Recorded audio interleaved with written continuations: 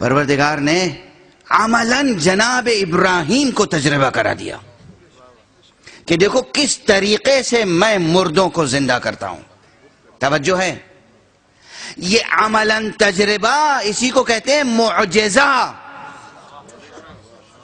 معجزہ کیا ہے؟ جو چیز معجزے کی ایک تعریف ذہن عالی میں رہ جائے. عام طور پر لوگ کہتے ہیں کہ معجزہ قوانین الہیہ کے ٹوٹنے کا نام ہے.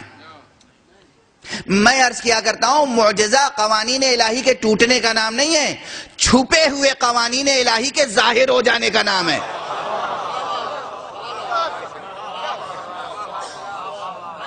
چھپے ہوئے قانون الہی کے ظاہر ہو جانے کا نام ہے معجزہ. پروردگار عالم نے اعجاز کی شکل میں جناب ابراہیم کے سامنے اس حقیقت کو نمایاں کر دیا کہ کس طریقے سے وہ مردوں کو زندہ کرتا ہے. اب ظاہر سی بات ہے ہمارا ذہن اور آپ کا ذہن سب یہ سوچنے پر مجبور ہوتا ہے کہ ایک جناب ابراہیم ہیں، ایک جناب ابراہیم ہیں جو پروردگار کے سامنے کہہ رہے ہیں پروردگار. جب وہ کہتا ہے اولم تؤمن، کیا تم ایمان نہیں رکھتے؟ کہتے ہیں بلا ولکن لیطمئن قلبی، ایمان رکھتا ہوں مگر اس لیے سوال کر رہا ہوں کہ میرا دل مطمئن ہو جائے. یہ قرآن کا جملہ ہے، تاریخ اور حدیث نہیں ہے جسے جھوٹ یا ضعیف کہہ کر رد کر دیا جائے.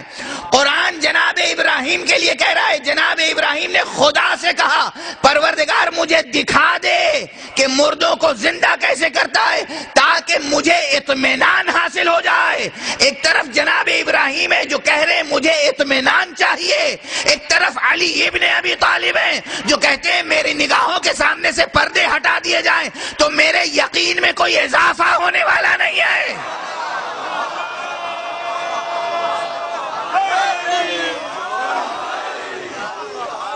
وہ قرآن میں موجود ہے اور یہ تاریخ میں موجود. اب اگر ہم کہتے ہیں کہ علی ابن ابی طالب محمد مصطفیٰ کو چھوڑ کر تمام انبیاء پر فضیلت رکھتے ہیں تو اس میں بغلو کی کون سی بات ہے؟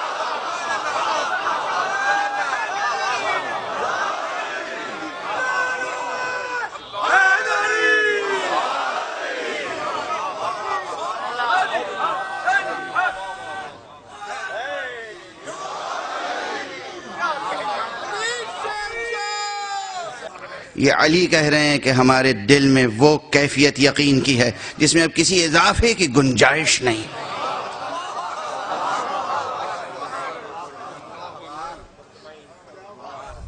جناب ابراہیم کی فضیلت اپنی جگہ، ان کا مرتبہ اپنی جگہ، کوئی شک نہیں ہے. وہ ابو الائمہ ہیں، وہ ابو الانبیاء ہیں. رسول اکرم صلی اللہ علیہ وآلہ وسلم ان کا احترام کرتے ہیں. وہ احترام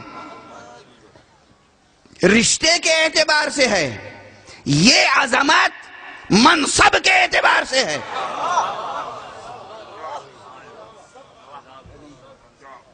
وہ احترام رشتے کے اعتبار سے. ایک دو جملہ کہہ دوں، رشتے کا احترام کبھی پامال نہ کیا کیجیے. شکایتیں ملتی ہیں اکثر، یہ دیکھتا ہوں اگر کوئی صاحبزادے ماشاءاللہ پڑھ لکھ کے پی ایچ ڈی ہو گئے، پروفیسر ہو گئے، یونیورسٹی میں وائس چانسلر ہو گئے، یا کہیں حکومت کے کسی بڑے عہدے پہ ہو گئے اور باپ جاہل ہے، باپ گاؤں کی زندگی بسر کرتا ہے، تو بعض ایسے لائق بیٹے ہوتے ہیں جو موقع پہ باپ کو پہچانتے نہیں ہیں، جو تعارف کرانا اپنے لیے کسر شان سمجھتے ہیں کہ یہ میرے باپ ہیں، نہیں، اسے صرف نظر کرتے ہیں. لعنت ہے ایسے بیٹوں پر.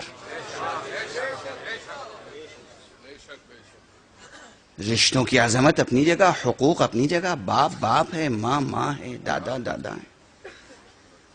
ماں باپ کے حقوق بہت ہیں. پروردگار عالم نے قرآن مجید میں کہا ہے انشکر لی ولوالدیک، میرا شکر ادا کر اور اپنے والدین کا شکر ادا کر. ایک آیت میں اپنا اور والدین کا تذکرہ کیا ہے. یہ اسلام ہے، یہ شریعت مصطفیٰ ہے، یہ شریعت رحمت ہے، جس نے کہا ہے کہ اگر ماں باپ کافر بھی ہوں تو ان کا احترام کرو. ہاں، خدا کے حکم کے خلاف ان کا حکم نہیں مانا جائے گا. ان کی فرما برداری ان مسائل میں نہیں ہے کہ جہاں شرک ہو، کفر ہو، خدا کی نافرمانی ہو، لیکن اس کے علاوہ ان کا احترام ہے، ان کے حقوق ہیں، ان کا احترام ہے. حد احترام کیا ہے؟ قرآن مجید ہی کی زبان میں وَلَا تَقُلْ لَهُمَا اُفٍّ، ان کے لیے اف نہ کہو. وَلَا تَنْهَرْهُمَا، انہیں جھڑکو نہیں. وَاخْفِضْ لَهُمَا جَنَاحَ الذُّلِّ، ان کے لیے اپنے شانے خضوع و خشوع انکسار کے ساتھ جھکا کر رہو. باپ کے لیے، باپ کے آگے قدم بڑھا کے چلنا بے ادبی ہے، چاہے باپ جاہل ہو. باپ جاہل ہو، نادان ہو، باپ کو آگے آگے ہاتھ پکڑ کے چلائیے، پیچھے پیچھے آپ چلیے. اسی میں آپ کی بزرگواری ہے، آپ کا قد بلند ہوگا.